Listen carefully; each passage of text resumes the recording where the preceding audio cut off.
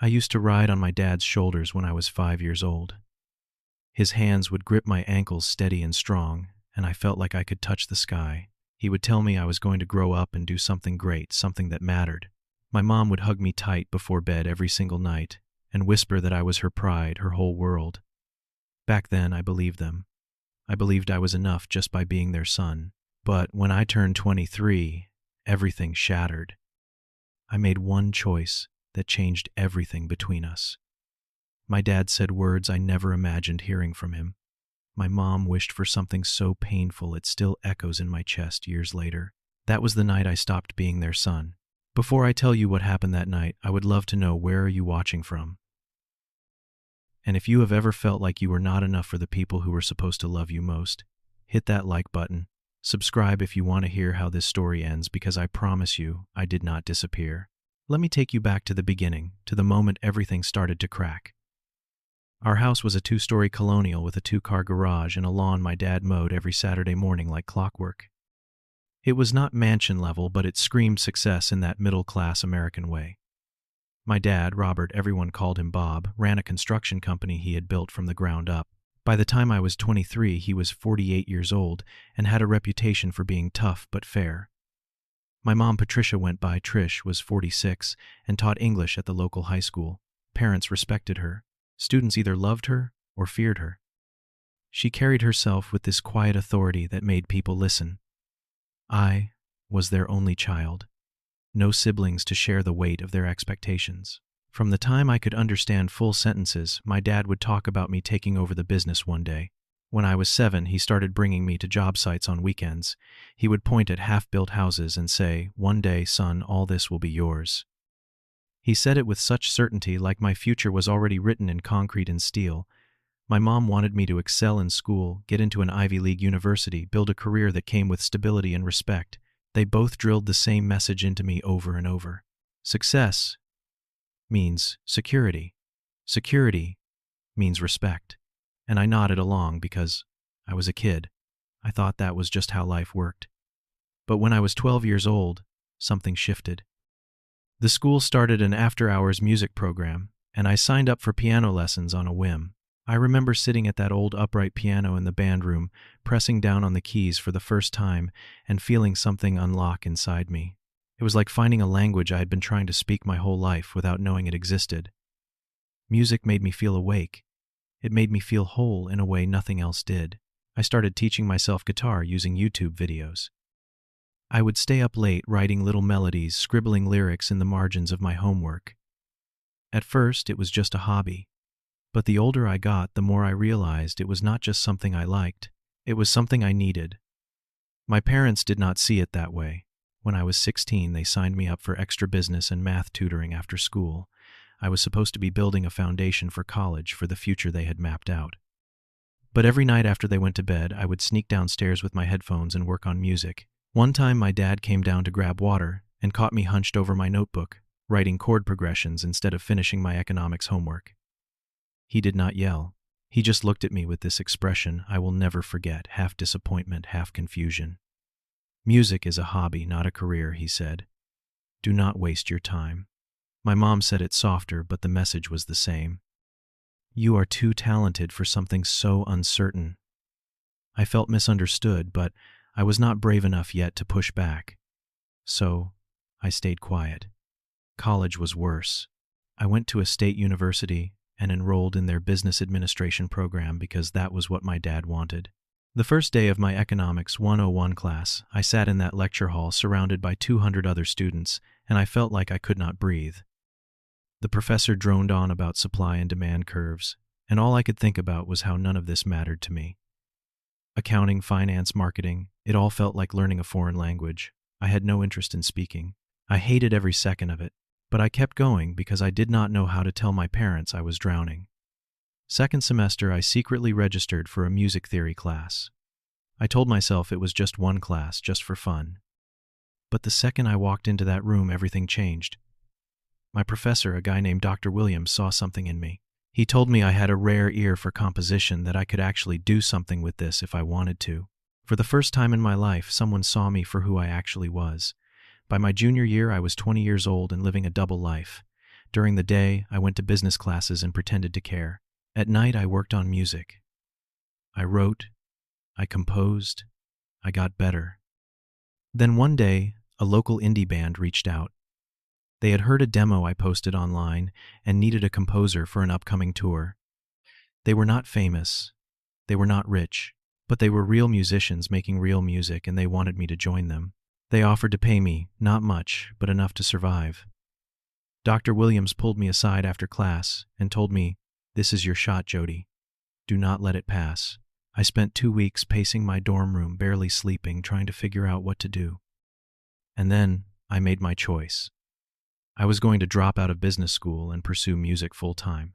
I knew I had to tell my parents in person, so I drove home one Friday evening, 3 hours on the highway, with my hands shaking on the steering wheel the entire time. I kept rehearsing what I would say, trying to find the right words that would make them understand. I thought about all the good memories. My dad teaching me how to ride a bike. My mom making pancakes every Sunday morning, the kitchen smelling like butter and maple syrup. They loved me. I kept telling myself that. They would understand. They had to. When I pulled into the driveway, my stomach was in knots, but I also felt this strange sense of clarity. Dinner that night was pot roast, my dad's favorite.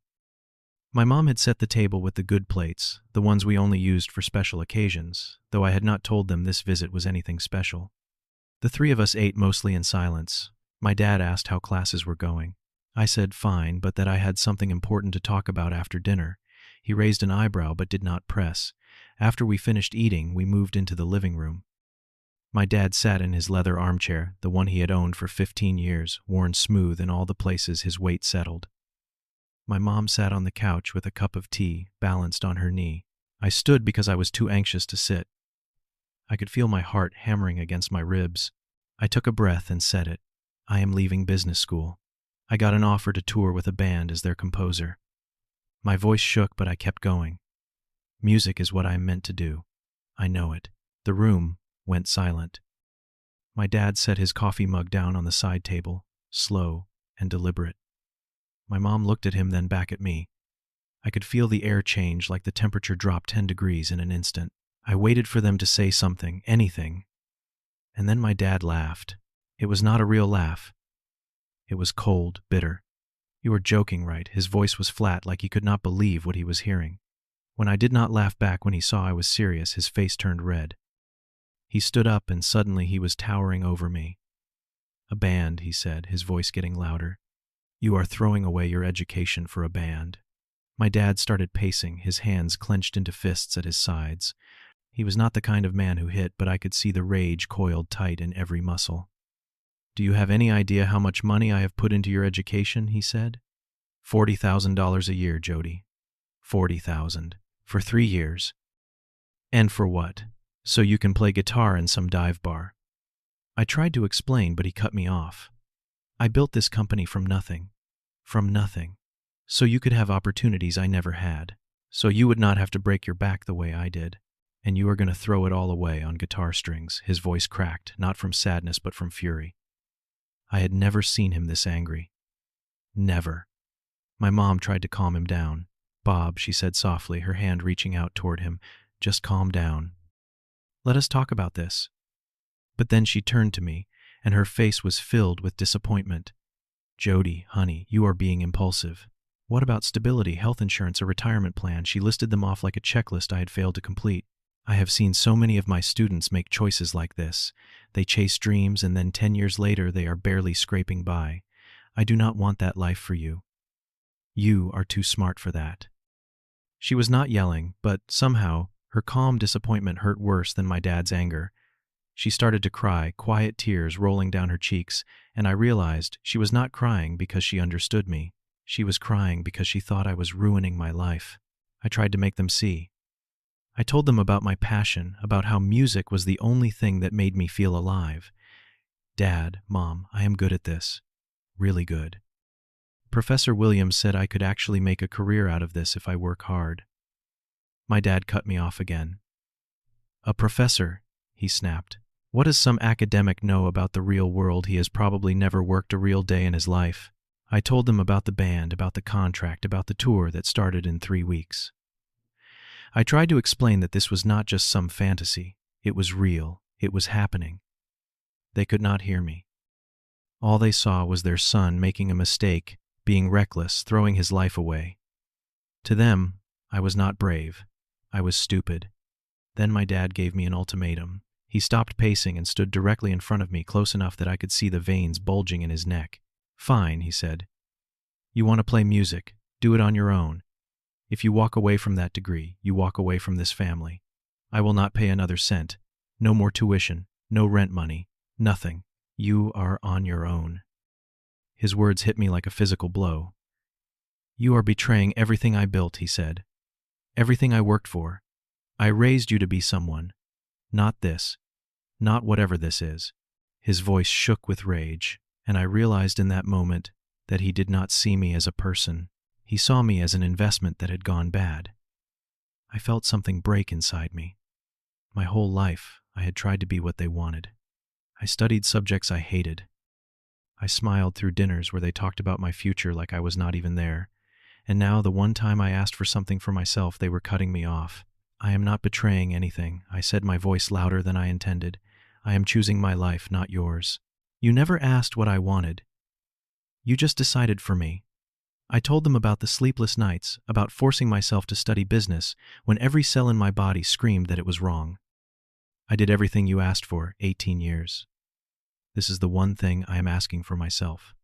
My voice cracked, but I forced myself to keep going. "Why can you not just support me?" My mom stood up, then setting her teacup down so hard it rattled against the saucer. Her face was no longer sad. It was hard. "Support you," she said. "In throwing your life away, do you know what people will say?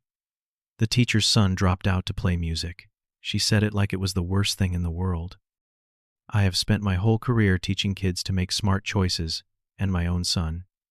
She did not finish the sentence, but I could hear the unspoken words. "My own son is a failure." She looked at me like I was a stranger, like she did not recognize the person standing in front of her. "Maybe we pushed you too hard," she said quietly. "Or maybe we were not strict enough. Maybe we should not have let you take those piano lessons. We gave you too much freedom, and this is how you repay us." That was when it happened. The moment that broke everything. My dad stepped closer to me, his face inches from mine. His breath smelled like coffee and anger. "You know what, Jody," he said, his voice low and venomous. "You are not the son I wanted." The words hung in the air between us. I felt like I had been punched in the chest. "I wanted a son who would make me proud," he continued. "A son who would carry on what I built. But you are weak. You are selfish."